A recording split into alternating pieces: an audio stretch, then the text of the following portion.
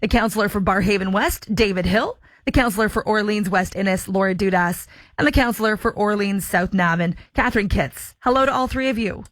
Hi, Christy. Good afternoon. Hello, Great to get you on the show. I'll start out in Orleans with you, Councillor Dudas. How big of an issue is this? How much do you hear about it from residents?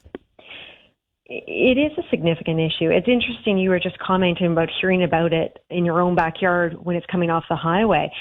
You know, I can hear it almost every summer night when cars are racing along the bypass, the Blackburn bypass. And I know that there's other areas in our community that also have a lot of these complaints. The thing that I'm hearing as well, though, too, which is even, you know, it's all disturbing, but I think this is even more disturbing, is I'm getting complaints from residents about smaller straightaway residential streets.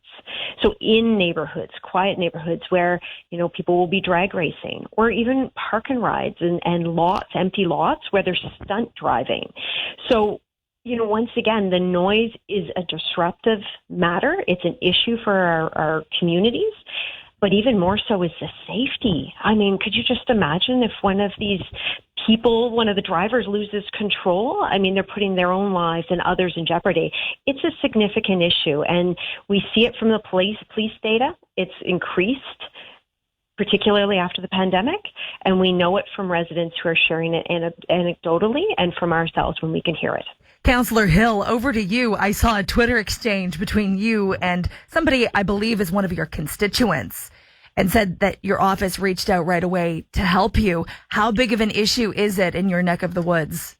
Well, like Laura said, I mean, it's a huge issue. I hear about it all the time, and the frustrating thing is, it's not something that we can really do a lot about in the short term, which is why, you know, collaboratively, I think all of us on council are interested in you know, looking at what are some of the root cause issues here, and how can we actually deal with this in terms of, you know, looking at road design issues, looking at strategies with the Ottawa Police, and I'm interested now, you know, over the winter to take a look at you know, if there are mechanisms with which we can look at advocating for modernization in the Highway Traffic Act in order to, you know, increase some of the sentencing options for extreme speed infractions or for repeat offenders or for offenses that take place in community safety zones, and perhaps even, you know, increasing the judicial tools that we have for these aftermarket vehicle modifications that make those excessive popping sounds at 2 o'clock in the morning that just drive everybody nuts. How about you, Councillor Kitts? What are you hearing and seeing out in your neighborhood? Yeah, I mean, exactly what my colleagues are describing. We certainly have problem areas, you know, Innis Road, Brian and Coburn Boulevard, these straightaways where we've got people just traveling at ridiculously dangerous speeds with these aftermarket mufflers, creating a lot of noise and a lot of safety concern. I see it in the rural area too, you know, where we have these long straightaways, very dangerous. In the middle of the night. And I recently had Chief Stubbs in my area. We did a ward tour and we spent a lot of time talking about these issues and that, you know, we need to bolster our traffic patrol teams so that there's more proactive enforcement, because I think, you know, as you were saying, people have been emboldened by you know, the fact that there isn't as much enforcement out in Ottawa, and we're seeing that, and people are really concerned about it. Councillor Kitts, I'll stay with you. What do you think of your colleague's idea of creating more community safety zones, more cameras? Would that work? I love that. I'm an unapologetic supporter of the automated speed enforcement cameras. Because they work. They increase compliance with the speed. I think it's 200%.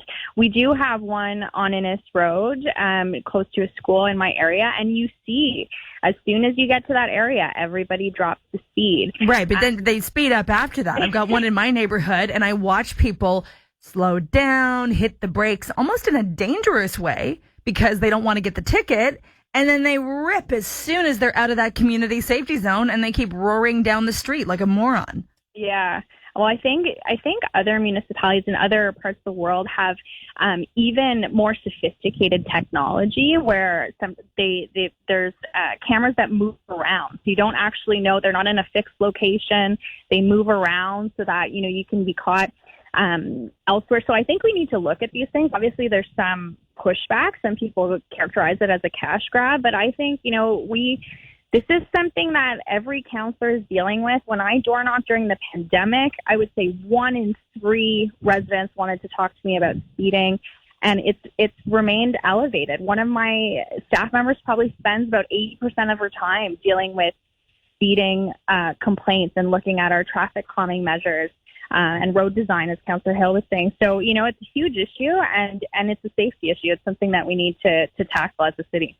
Councillor Hill, to push back on the idea of installing more cameras and catching more people through the community safety zones, do we really think that hooligans who are drag racing each other, perhaps taking videos for social media, are going to care about speed cameras?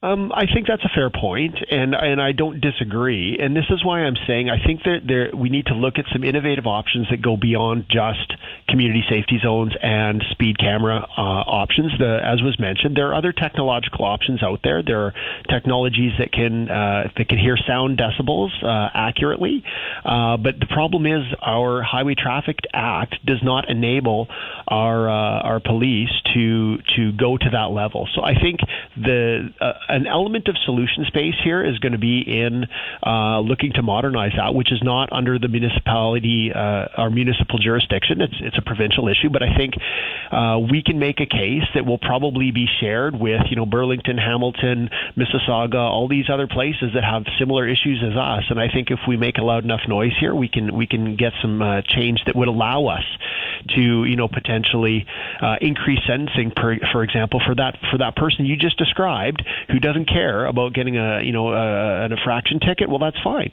He gets 3 infraction tickets, and now that translates to perhaps a lost vehicle for the next 5 years, and significant fines, perhaps even jail time. So there are, I think, mechanisms with which we can look through legislation that will help us with this, because we need something. Right now, the situation is unacceptable, and I know myself, as did my colleagues, we committed to trying to find some solutions, and I know that we're going to fall through on that.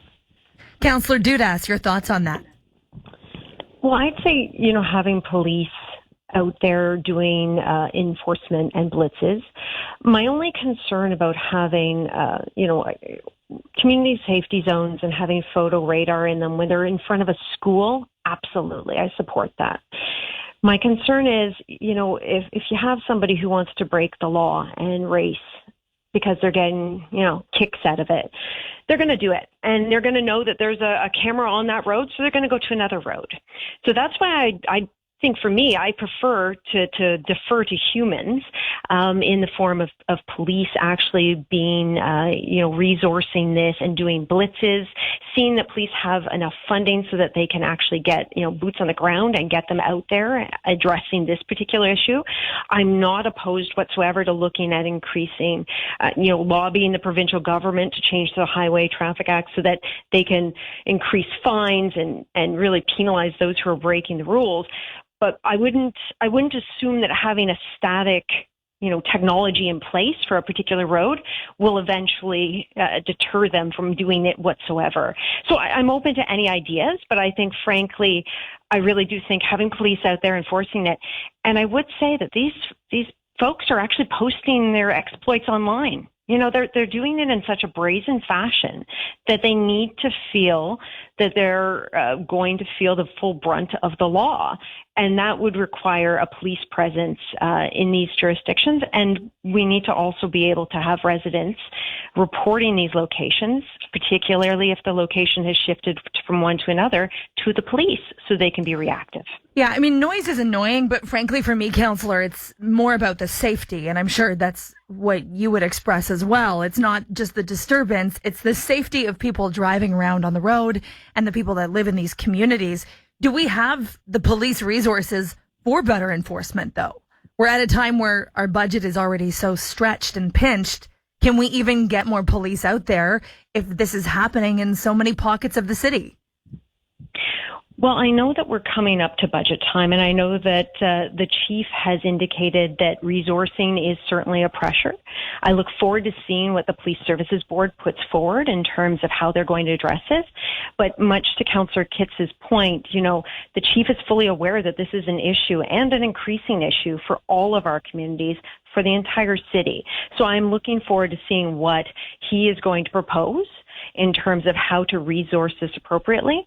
But I know when I go back to my residents, this is a huge concern from them. Having more police in our communities in general is a big concern to my residents. So I look forward to seeing how they want to fund these resources and what they'll be asking for, because I think you're right. We do need more police in our community in respect to addressing these traffic concerns and addressing street racing and stunt driving in particular. Final comments on this topic from you, Councillor Kitts. Yeah, I mean, I agree with, I think we're all sort of singing from the same playbook here. It's a huge issue in our communities. The noise, as you indicated, but more importantly, the safety issue, it's happening all over the city. We do need it to be appropriately resourced in terms of the police. I know that the traffic enforcement team, I think, are sometimes pulled, into different directions when something happens in the city. So we need to make sure that we have enough resources so that team can be stabilized and create those proactive enforcement blitzes. But I think, we also do need to look at advocacy to the provincial level, as Councillor Hill was describing, and also look at what sort of technologies can be leveraged to really clamp down on this problem. Okay, Councillor Hill, final thought to you. Thank you.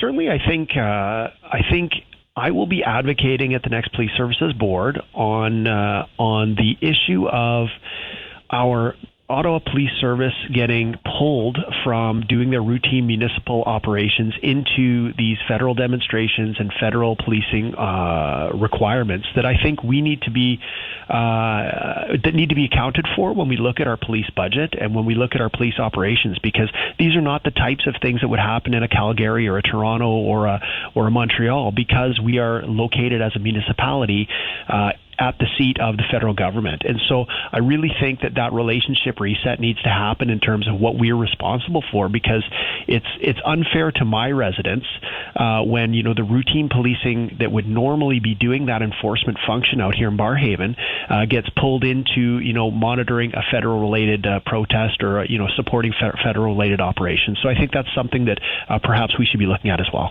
Thanks so much to all three of you. Appreciate it.